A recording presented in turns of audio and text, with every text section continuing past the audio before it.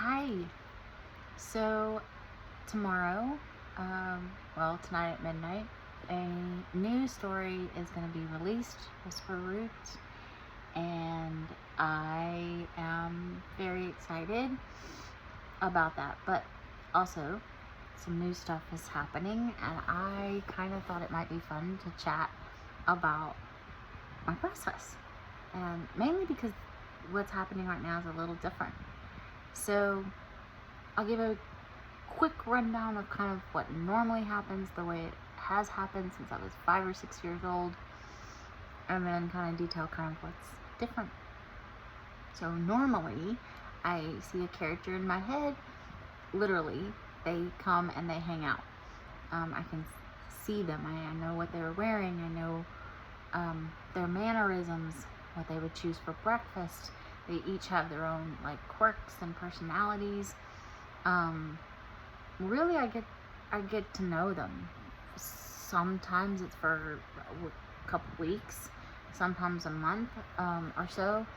But everyone talks about how character driven my stories are, and it's because I spend so much time with them. So remember the Nightingale was published in June, and that one was normal, right? It was Gaten and Everest, and they hung out for a little longer than normal, but a lot of heartache and tears, and it was an emotional story for me, so it took a little longer than usual to write. But yeah, when the character is there, usually they spend some time with me getting to know them and learn their mannerisms and how they talk and how they walk and who their family is and their dreams and hopes, all that good stuff. After that, eventually they'll tell me to write something, or they'll show me a scene. Literally, a movie plays in front of my eyeballs, and it's what I write. For example, Malia in Dance for Me, she, her first words were "write about my home," but I didn't know where home was. I had an image in my head of her walking along this dirt path. She was carrying a water jug. There was a river kind of nearby. It was a muddy embankment, and there was a dog walking beside her on the right side of her. And I still didn't know where she was, but I knew that image was home. So I got online and I started looking. I knew she wasn't in the US, so I started looking up images of third world countries.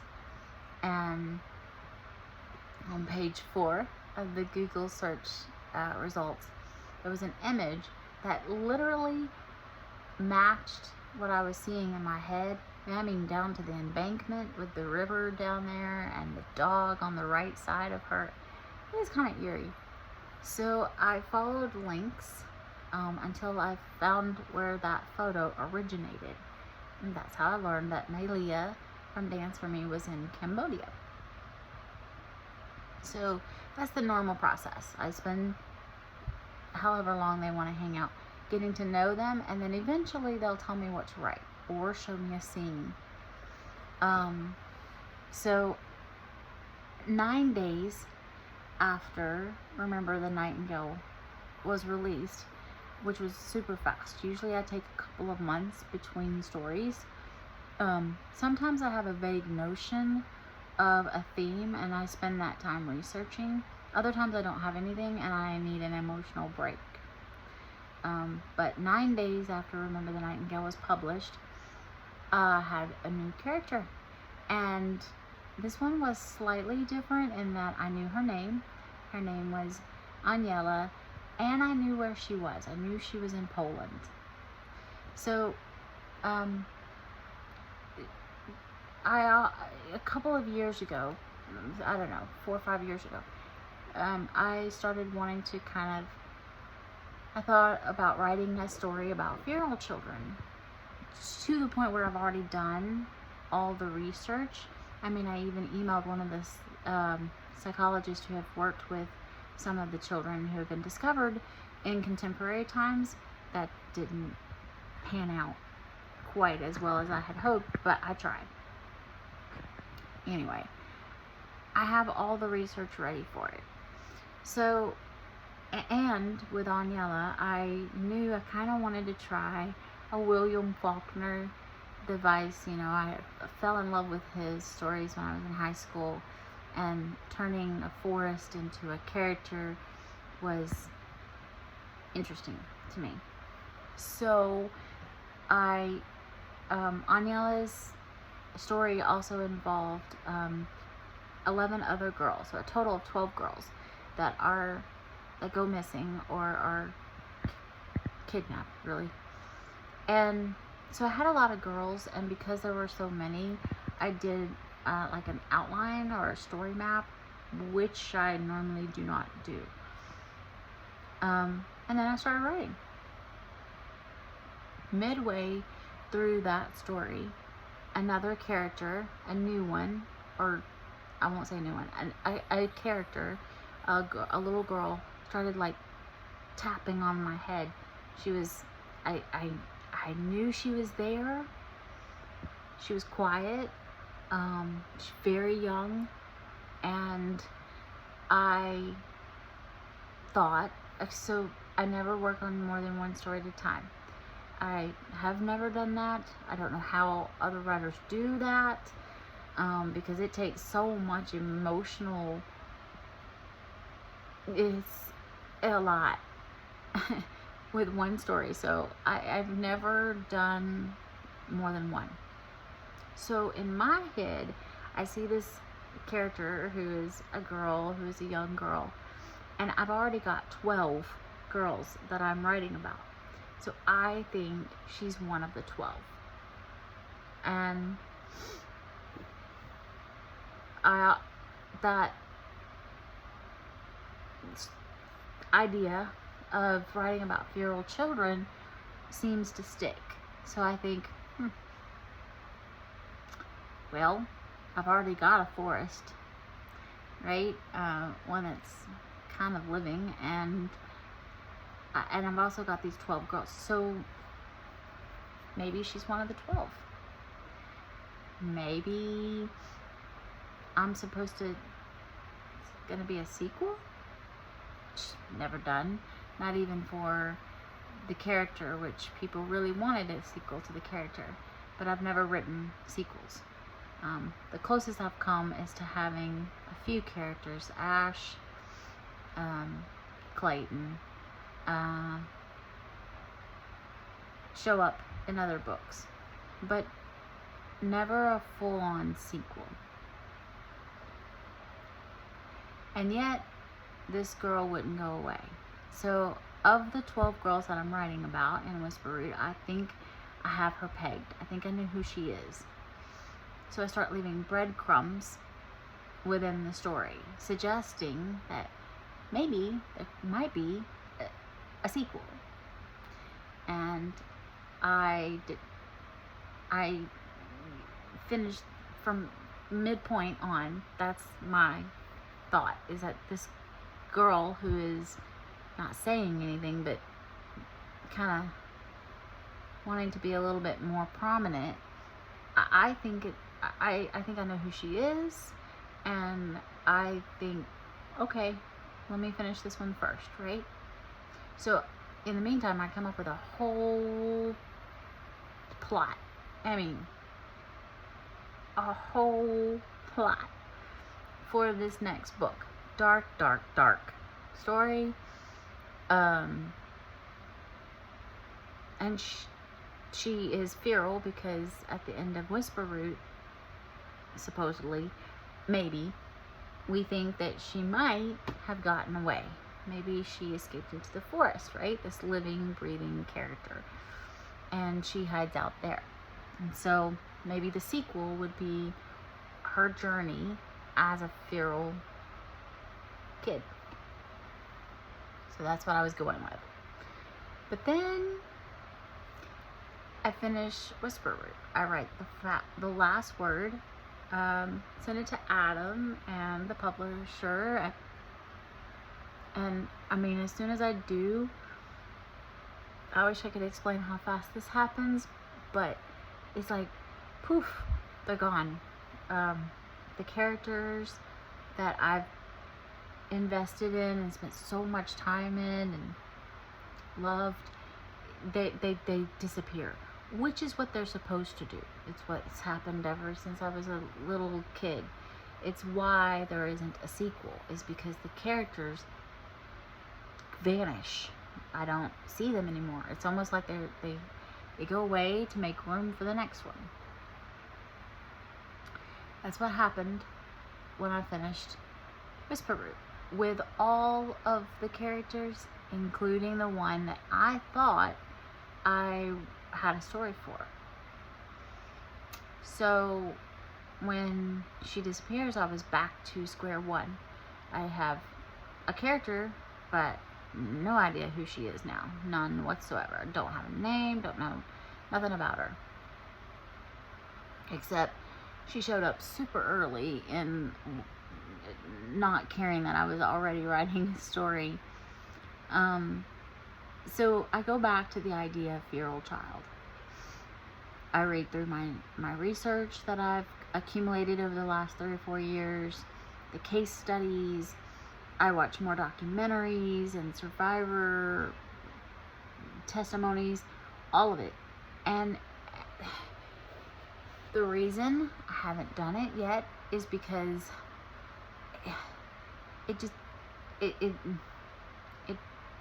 fascinating, very sad, but fascinating, and yet it's not me. It's not my story. It's not,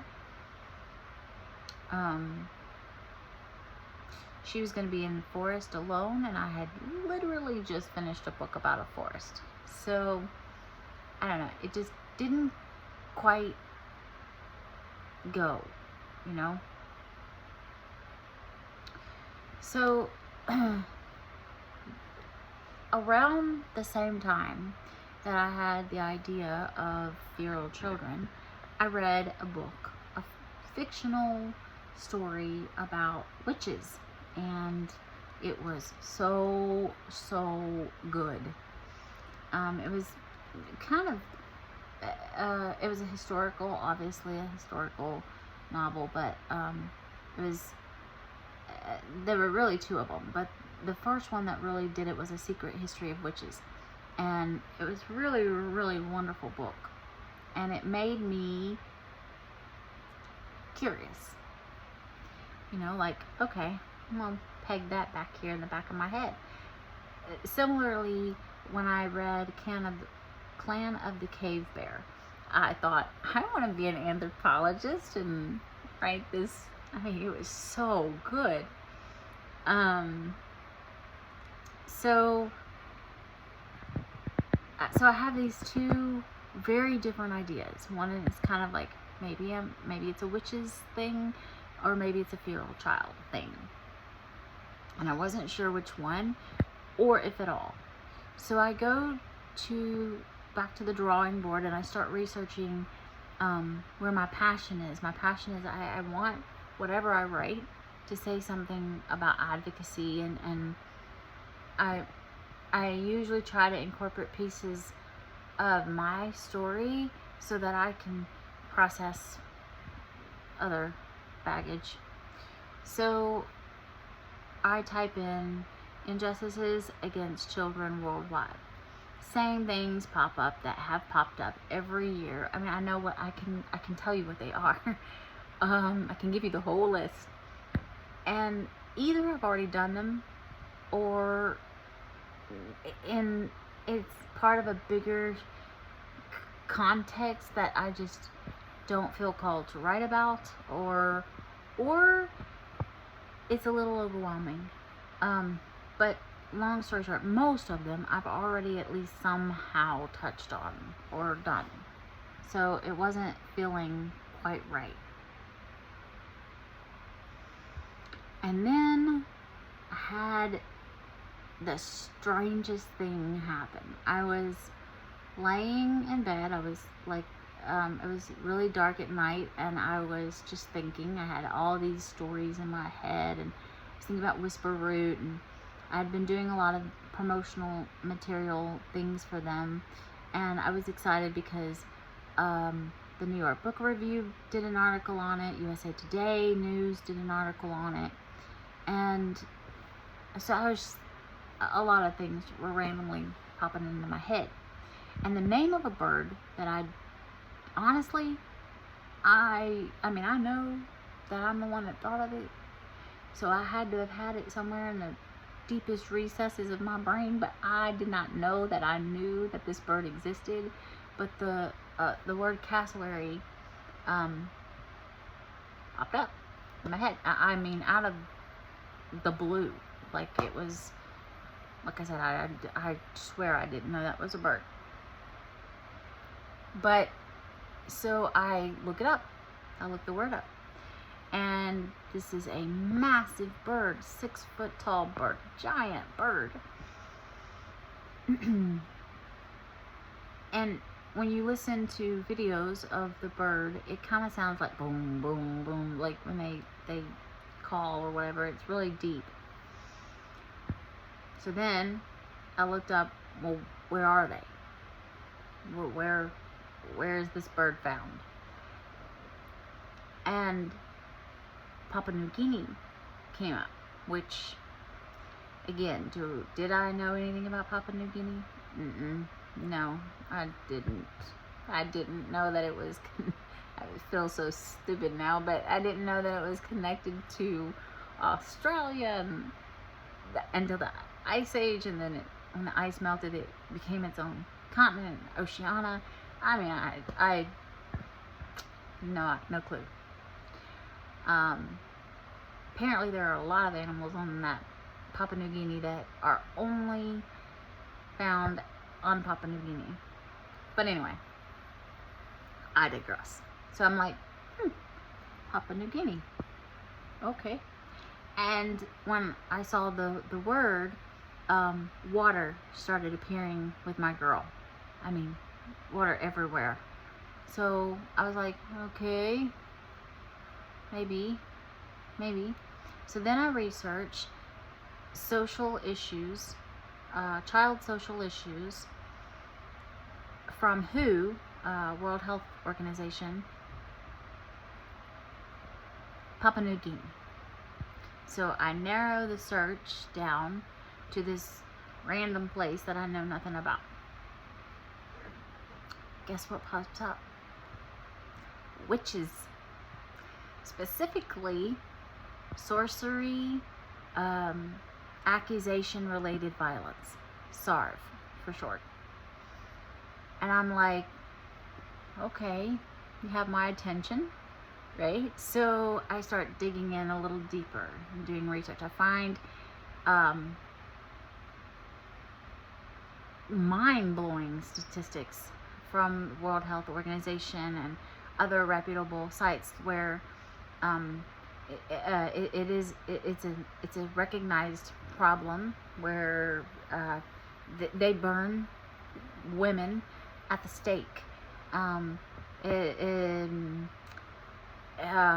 There wasn't even a law against accusing someone of being a witch until 2022, and it became a law because of a case with a 7-year-old girl. Her name was Justice, who was murdered for being a witch.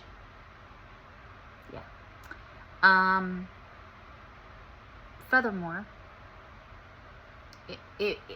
there are witch doctors, Glassman, and they monetize this. They make a whole business out of it by going to Hauskreis, or aka funerals, and while the family is grieving the death of their loved one, the witch doctors come in and go, I don't think this was an ordinary death. This wasn't what God intended for this person to die. And then they point the finger at someone who the villagers already think of as odd or weird. There are already whispers about this person. So the Glassmen basically confirm the villagers' fears and say, must be the work of a witch. And then it can go down two tracks. One is compensation, and then hopefully restoration. So compensation can be torture. It can come in the form of torture because they think, well, we have to prove it. So admission is what they're after. But if they don't get admission, then maybe fire. You know, if they're innocent, then they won't burn.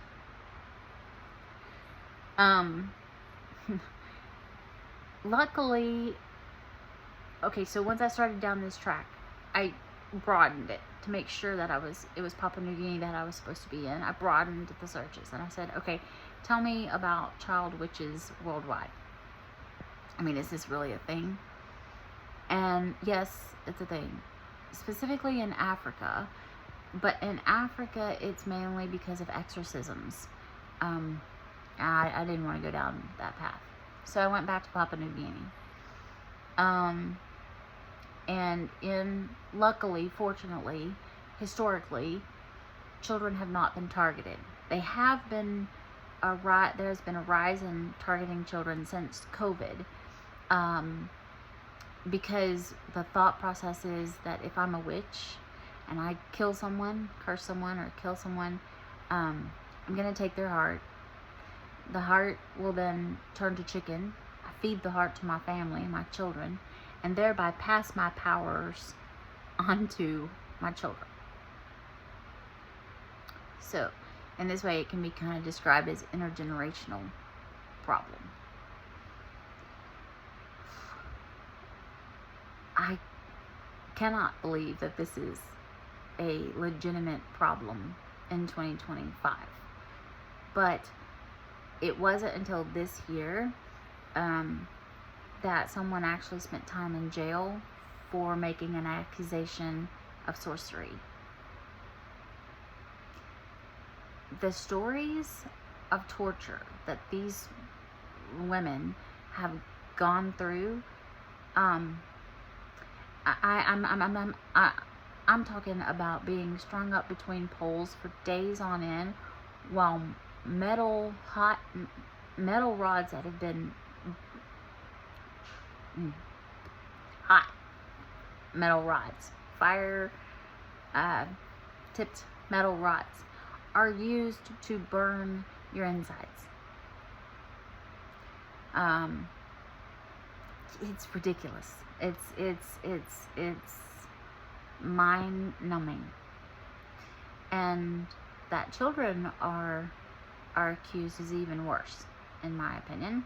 So I did a lot of digging. I found that the president, she's a professor, and she's like the lead of a project where they're tracking and researching the SARV, sorcery accusation related violence against children. I've read everything that woman has published. Sent emails to her, along with a reporter who has gone and actually spoken with some survivors. I will get in touch with him. He hasn't responded yet, but I will keep trying. So I've done all the research. I did all the research, and I was like, okay, I'm almost there. But I kind of wanted a redemptive thread. I wanted a healing thread. And so we were in the car and playing Christmas music, because who doesn't play Christmas music in September? And Drummer Boy came on, and it's one of my favorite Christmas songs. And I thought, interesting, because I knew that in the Civil War times there really were drummer boys who participated on the battlefields or helped on the battlefields. So I was curious, is that a thing in Papua New Guinea? It is. So that's Michael's role. And then my next thought was, well, what if they break rhythm? What if they do it wrong? Could breaking rhythm cause enough confusion to save a 7-year-old from burning at the stake? So in my story, yes. And then she runs into the forest. My favorite book as a child was Bridge to Terabithia and Secret Garden. So Michael and Soriel are going to create their own haven called Kavaru, and but in the meantime, after he breaks rhythm and she's saved from burning at least once at the stake, she's going to disappear into the forest for like a long time, probably 8 years or so. I need her to be older than 7. So from 7 to like 15, she'll be in the forest. And there's that story. So the feral child comes in, and her survival in there, and how it helps grow her confidence because she learns to be self-reliant. But then also she'll eventually find her way back to Michael. Does it have a happy ending? Yeah. We'll see. Very character driven. But anyway, I'm excited about it. It's called Echoes of a Wild Girl's Drum. And it combines a lot of elements that I am excited to play with. And yeah, I thought it might be fun to kind of record my process and how ideas come together in the first place. So excited to see kind of what it looks like. I hope that it helps raise awareness. I should also say Papua New Guinea almost overwhelmingly is a Christian nation. They identify as Christians. And pastors over there have really taken the lead in being intermediaries and encouraging compensation and restoration council meetings. And they've got, even though it only took place the law was only passed in 2022 and an arrest was made and time was spent in jail only in 2025, they've managed to get it a long way from where it was. So I am hopeful that we will start to see a decline in this area there. So yeah, that is the story of a creative genesis of an idea.